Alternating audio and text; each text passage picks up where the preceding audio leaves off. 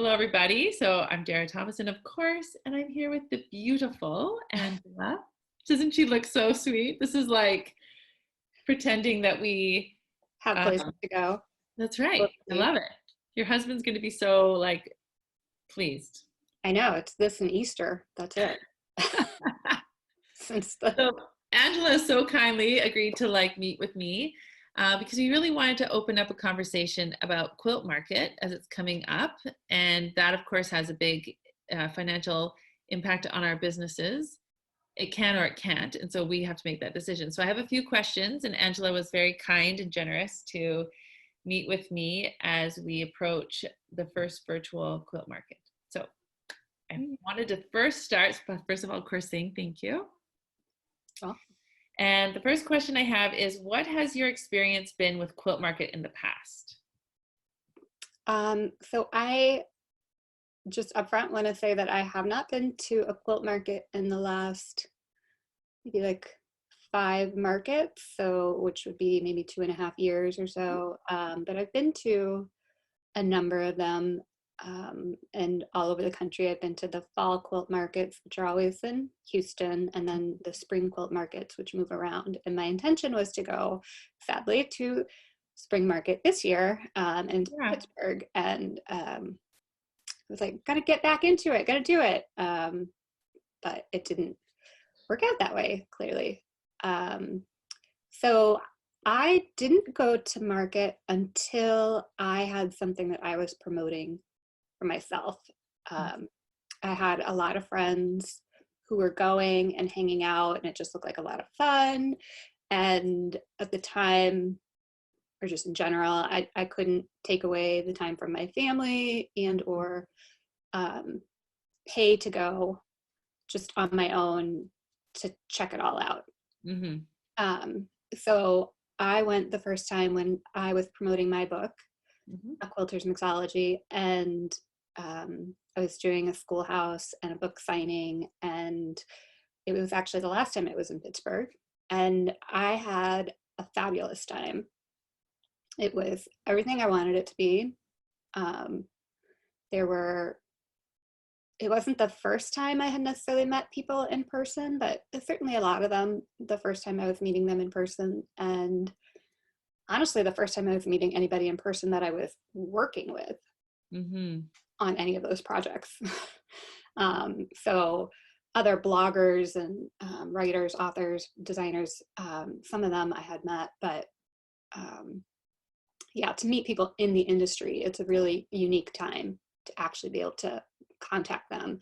And the fact that they're all, like, everybody is in one room, one really big room, but they're all in one room is sort of unprecedented access that you get to say, like, hey, I want to talk to Riley Blake. Oh, now I'm going to go talk to Robert Kaufman. What are the people at Alexander Henry doing? Can you even talk to them? You know, so much less, I mean, those are just fabric. And then what's going on with notions and sewing machines and thread and patterns, and, you know, who's our favorite new designer and who's showing the same thing we've seen 1,000 times, and you know, all that fun stuff. And just in general, so the thing about being on in person at Quilt Market that I miss is that there is as much, if not more, that happens in the time off the floor as on the floor. So when you go, you're having meals with people, you might be catching drinks with people afterwards, you're hanging out in a hotel lobby for a while. Like, there's a lot of networking going on all the time with all the people. And it is the case that when you are in front of someone, you're more likely to set up an opportunity to work with them. So it's not that, oh, this person, we have to remember that a lot of it is fortuitous or serendipitous, that they are together, met up, and were able to make a connection. Not that one person is so much more interesting or better than another person. It's, hey, we were in the same place at the same time. We were able to say, yeah, let's get together, let's do this. So a lot of, a fair amount of the things I'd say I've done have been a reflection or a direct result of being at Quilt Market and taking advantage of those opportunities. So I was asked to do a DVD after my book signing because there were people I didn't know. There were people there watching me, which is scary, but they were basically looking for people who might be interesting to watch on TV. And I was just being myself. And they liked that it was, and you know, I'm an introvert, but I'm not shy. So, you know, and I was just everybody's cheerleader, like, let's get going, let's do it. So let me stop before I talk for forever so you Oh, can that's ask your awesome. questions. Well, I'm seeing a lot of like what I'm writing down is like when you went to Quilt Market, it was so much more than just promoting your book. It was really making so many more connections with people. And I love that you said in this way that it wasn't like you were there like saying like you had a checklist of all the people because you didn't even know all the people. And it was just like, I'm just gonna be here. I'm just gonna be myself and I'm just gonna create whatever. And I love that you said it met your expectations is because you went out and you did it. Like you made those things happen and you I did work hard while I was there. I will yeah, say that. I've yeah. been with people who expect everyone to come to them. Mm-hmm. And I was like, you've got to go, if you want to have a conversation with that person, go Yeah. find them. And yeah, some of the conversations are really awkward. And sometimes you meet people and they're like shockingly delightful and happy and will share all their wisdom with you. And that, I mean, you never know how that's going to go. So I know that that's hard, especially on introverts, to go out and just, it's sort of like cold calling people.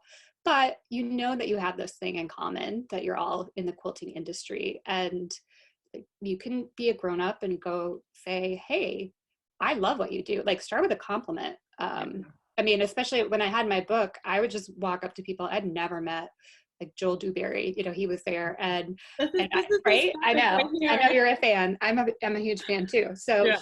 he was there with his fabric line at the time.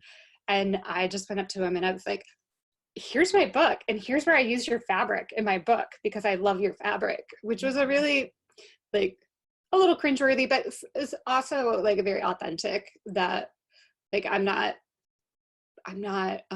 saying anything I don't truly believe. It's clear that I'm a fan. I do, you know, I can talk fabric collections with him like, oh, I love Meadowland, you know, or whatever. Like Right. I can, yeah, you can throw that out. And I think the minute you can do that with people, it is, they appreciate that. And frankly, like It's a new everybody's language. there. Yeah, and everybody's there waiting to talk to somebody. So you've got to get over feeling like you're inconveniencing someone.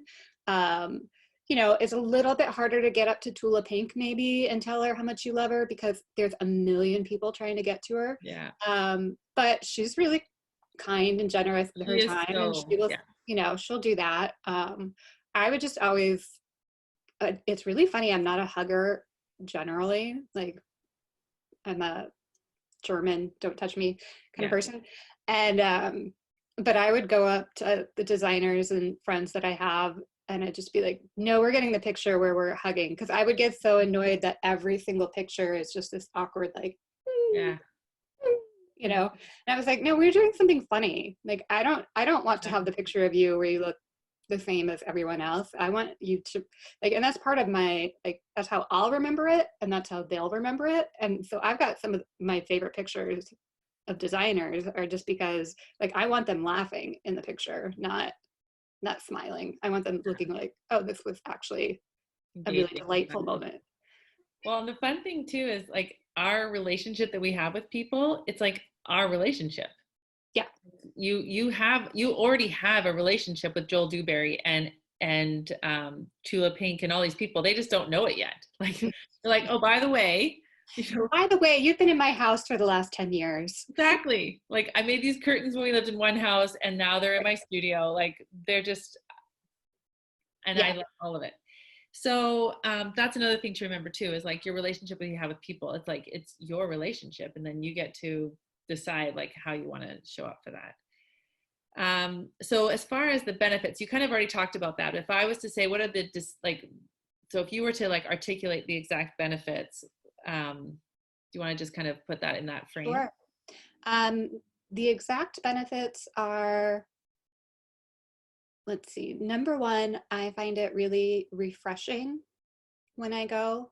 So I had a friend tell me they never regretted going to market. And that Mhm. was the way that it made sense for them to keep going. So Yeah. even when they thought like, so I talked about how I didn't go until I initially had something to share. Um, it doesn't mean that every time after that I was out there promoting something. Sometimes it's going because you are just part of the industry and you want to embrace being part of the industry Mhm. and continue those relationships. And it's a lot easier to do that in person than it is. I mean, even a call like this is helpful, but you know, body language, sitting down and sharing a meal with somebody, like these are real things that bring you together that have an extended amount of time. Um, so I would say I go and I typically feel really rejuvenated. Uh, Mhm. Worn out like from the event, but rejuvenated in the sense that like, oh, there's other people who think this whole cutting up fabric and sewing it back together thing is actually a good idea and not just nonsense. Um, and people who are going to want like a blue cabinet behind me, you know, like there's a crowd for that, and it is my tribe. So I Yeah. think as you find that, I love that part of it.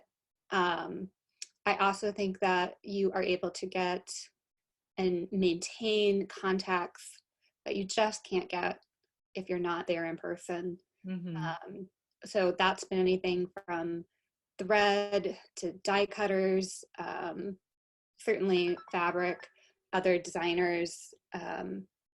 You know, it's kind of whatever you're looking for. I feel like I've been around to enough of them where I talk to a lot of people. Um, Sorry, I just wanted to turn my phone on silent here. Mhm. There we go. Um, so yeah, there's opportunities because you're there and you're in a conversation and you're able to say, what can I do for you? What can you do for me? How can we work together? Because a lot easier to tell if you want to work with somebody when you meet them in person versus these emails that you might get that say, hey, would you like to be an ambassador? Or when you're trying to reach out and say, hey, I'd love to be an ambassador, and they don't know you. Like the moment you have that conversation with somebody, they know, Yeah. like, yeah, we want to work together. Let's make that happen. And so it just breaks down a lot of barriers. So that's a main point to going. Um, like I said, it's invaluable time on the market floor and off the market floor. So I think you have to take that into consideration. It really is like you're networking, you're probably rooming with somebody who's a friend, or, you know, so I've roomed with great friends and become greater friends because we've roomed together for market. I've seen people get thrown into roommate situations with people they didn't know and they come out great friends. um, you know, there's just a whole lot of unexpected, you can't plan all these things, Mhm. but inevitably there are relationship changes that come from being at market. And then I think the insight into seeing the culture up close is pretty invaluable as well. So um, and we're quilters, we want to touch everything and see how it's made, and you know, I mean, well, we're all something, we all love the visual arts in some way, right? So it's eye candy, like the Mhm. being there and seeing the booths and seeing the scale of them. And it's hard to understand what you're seeing in pictures afterwards or before Mhm. until you've been there and seen it in person, and you understand like, oh, that's here, but right across like 6 feet away is Yeah. this, you know? And so it looks like everything's really isolated perhaps. And um, they could be, you know, your two favorite designers could have their booth right next to each other. And Mhm. there's something really amazing about that, to see them display whatever their newest item is, or just being able to walk through a booth. So maybe you walk through art gallery and you're like, ah, Amy Sitabaldi, I love you, Amy Sitabaldi. And then you go, oh, Maureen Cracknell, I love you, Maureen Cracknell. You know, you just hop from person to person, and real people, and I do love them. And so it's not, so I'd say when you're on the market floor, there, because people are with the companies they're working for, there's more, I don't want to call it, what division is essentially the word, but it's just that people are doing their jobs, right? So they're there with the company they're there for. And so then that's the really lovely thing about after hours, is that everybody can hang out with everybody, and it doesn't matter what fabric company you work for, what sewing machine company you represent, what, you know, if you switch from one company to another, you just like, hey, we all support each other, and we want to be part of that. So yeah, those are some of the biggest reasons. I'm sure people would have other like more technical businessy reasons to go, but Yeah. clearly mine are broadly social. But I mean, I do want to be upfront that like my opportunities and meetings. So when I taught a class with Craftsy, now Blueprint, I met with them at Quilt Market, and that was the best way by far to say, like, and we set up our meetings ahead of time. And when I did my fabric line, I shopped that around with a whole ton of different fabric companies, and it was sort of like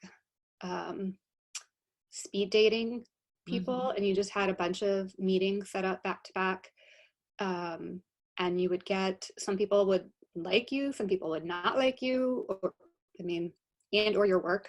You could kind of feel if they liked you or not, and if they really loved your work. And then a lot of it came down to, we love you, we just happen to have that similar design coming out already, you know. So so much of it was happenstance at the same time. So in my particular situation, by that I mean, like, my line was an Alice in Wonderland line, and so if I was shopping that, when I was shopping that to different companies, some of them said, we love this, but we have an Alice in Wonderland line coming out.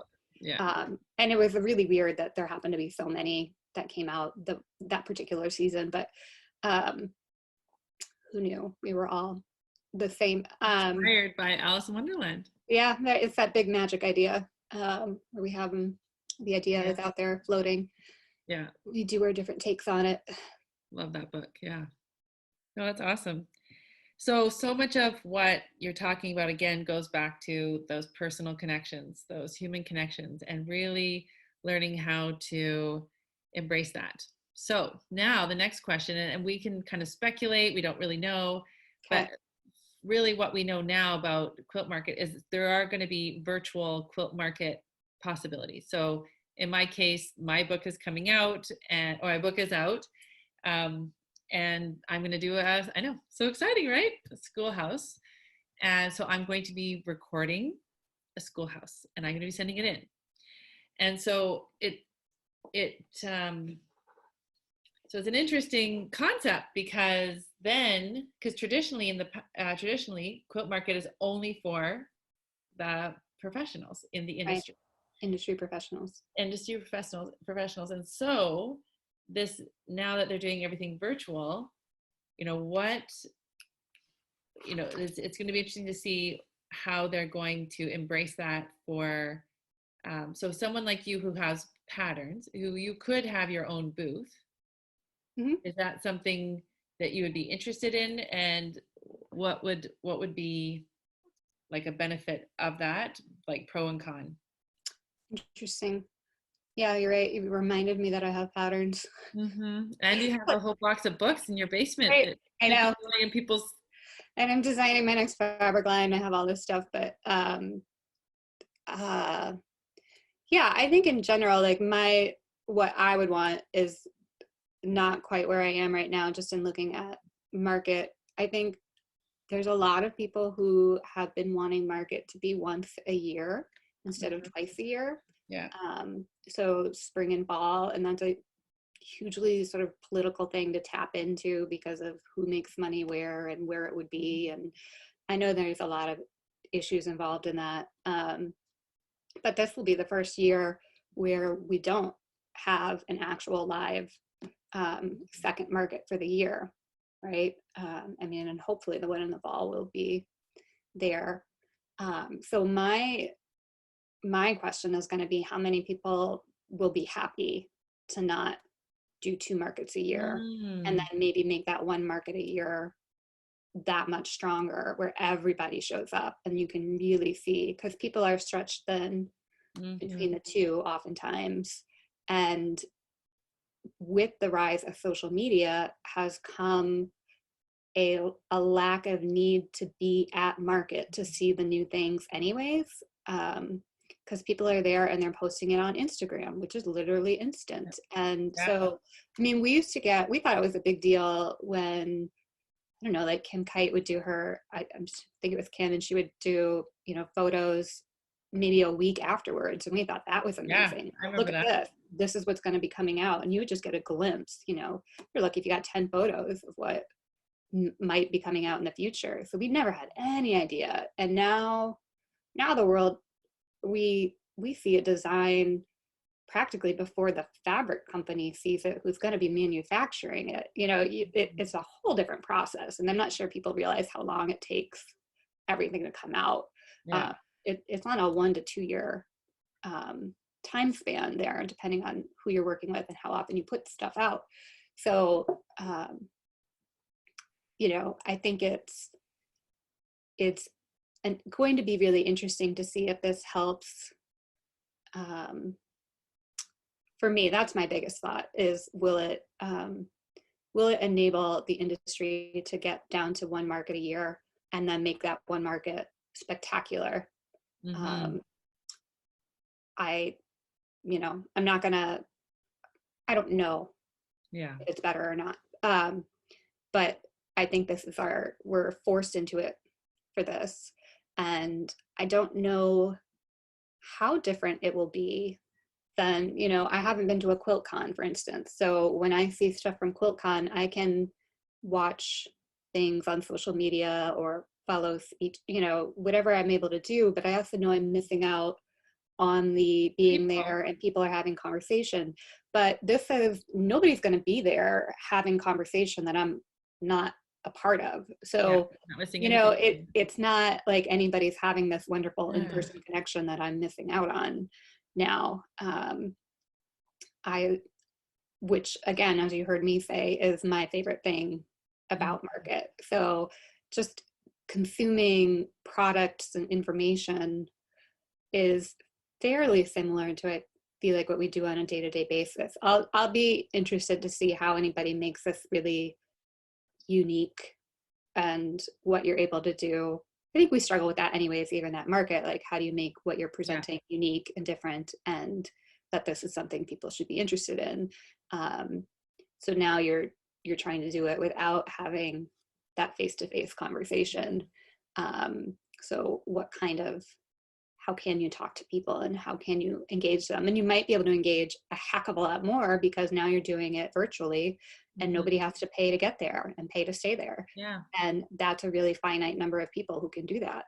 Um, so, and everybody has certain credentials. So I haven't heard if are there credentials to see Well, a I virtual don't market? know. I, Yeah, I can imagine that they would want to do that still, right, because that's the integrity of the market. So right. that's super interesting, with that. But I thought it's really, really beneficial for like to have this conversation about the things about Quilt Market that you have really enjoyed and have been a great benefit to you in your business. And so when you can articulate those things, then you can like say, okay, well, what am I going to do now in the current circumstances to do that? So I had actually written the idea of doing a speed dating before you even said that. I was like, oh, we're on the same page. So I was brainstorming before our call and just like, how would that look and how would you organize it? And we do have Zoom and we have lots of like Google Hangouts and all these other platforms that we can orchestrate things like this. But so I think this interview has been excellent. I really love our Mend group, and I really love that, you know, we are all in this industry, and it is challenging because unless we make the effort, right, we can feel like we're really alone. And we do have pretty studios. Like you have a beautiful studio. I love my Jewel Dewberry curtains and my pretty IKEA shelves and baskets of pretty fabrics and things. And my beautiful giant long arm. But that you use all the time. yeah, right. It's like always the same walls and always the same things. Right. And so, and actually, Angela and I were planning to hang out at Pittsburgh. Like we were going to like Quilt Market. That's yeah. Like it was going to be so. I was looking forward to all of that, and that was actually one of my main drives. Was just to be with the people, and so this is the challenge for all of us in this industry of how do we capitalize on like what we have now, the technology we have now, and of course it's not going to be the same. Like, you know, I want to hug you. Like you know, like it's like I want to have all of that, and I know that eventually it will happen. But how do we just like first of all accept like it's not going to happen the way we thought, and then you know give myself some love, which I have. I'm like I always dreamed of having people line up for my book signing, and finally it was going to happen. But it's only like 20 people. Don't worry about it. I know, but you know, I was like 6. I had this dream. You just gotta like shake them down from the sides, and the people who bought the books, they don't even know who you are. It's like the husbands of the quilt shop owners who they're just sent out to go get all the signed books, and they don't care who they're signing it to. Yeah. I mean, there are the fun people who do know who you are, but there is a bit of that as well. So I won't overly romanticize it. Yes. It's all good. So, but the next stage is curiosity, and that's where so we are now. So that's where we want to open this discussion. So helpful to have Angela like show up for us, and I really appreciate it. We're gonna work on some other interviews on the Facebook group, but we do really need each other, and we do need to feel like we are part of something. Because yes, of course. And I even like looking at your pretty fabrics behind you, and like all the different bags that are hanging. It's like and then you have like those quilts beside you behind your printer. I'm like, oh, like I just want to like feel it. I want to like touch it, and I want to play with it. I love that you did the rainbow solids. Like, you know, I'm like, she's like my girl, right? Like we like get each other. I'm like, wait, can you see there's my quilt books up there. They're all so fun, right? And so it's just like, you know, we are attracted to each other. We're like it is a magnetic pull because other people don't get us. They don't get why we would do the things we do. And so there is that connection, and we are also doing things, you know, we're running businesses. We're doing things that we don't have a group of people around a table, you know, at a job that you'd be like, okay, it's a staff meeting. It's like your staff meeting is like you and yourself. So this is why this is so awesome that we have this ability to get to know each other. Like if it wasn't for Shannon and I opening up this concept of like, hey, let's just talk about the quilt industry. And then the next thing we know, we didn't really know what was going to happen. And so now we have this like Facebook group, and so we can have some interactions there. But we really want to support each other.